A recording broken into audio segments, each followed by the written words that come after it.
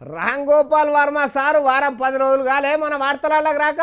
ఆలస్యమైంది అనుకున్నాడో ఏమో కానీ వచ్చిండు ఇవాళ కూడా వచ్చిందంటే గదే పిట్టి ఉంటుంది కదా ట్విట్టర్ పిట్టి అందులోకి కూర్చుండట మరి ఇవాళ నన్నేమన్నా అక్కడికి వచ్చే కూతలు కూర్చుండా ఎప్పటిలెక్కనే తిరిగి చేసిండా అనేది చూస్తే తెలుస్తుంది మనకు కూడా ఏదయ్యో ఇల్లుగాల ఒకడు ఏడుస్తుంటే సుట్టక అగ్గి దొరకలేదని ఇంకోటి ఏడ్చిండట అగో అట్లున్నది దెయ్యాల డైరెక్టర్ రామ్ గోపాల్ వర్మ ముచ్చట కూడా మంచి చెడ్డ ఏది చూడడు మెదట్ల పురుగు తిరుగుతున్న కొద్దికి కంప్యూటర్లో రాస్తూనే ఉంటాడు సరే రాసేటి ఏమన్నా సొంత ముచ్చట్లా అంటే అట్లా కాదు మంది మీద పొద్దులా తీసి పబ్లిసిటీ చేసుకుంటాడు ఆఖరుకు దేవుణ్ణి కూడా ఇడవకుండా రాసే ఇక ఇప్పుడు ఏం చేసిండో ఎరికేనా జయలలితమ్మ జైల్లో పడ్డదని ఓ దిక్కు తమిళనాడు రాష్ట్రం అంతా శోకాలు పెడుతుంటే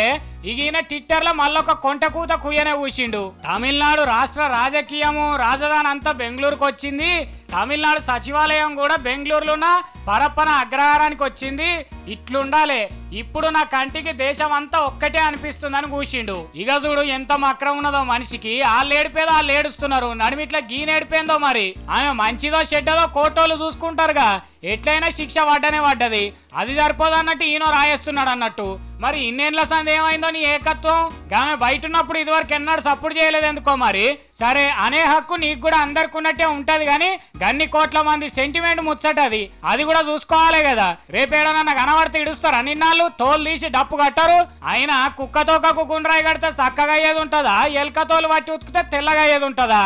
ఎన్నడో గట్టి దెబ్బ దాకేదాకా అట్లనే రాస్తుంటాడు గాని ఎవరి పిచ్చి వాళ్ళకి ఆనందం అంటే ఇదే కావచ్చును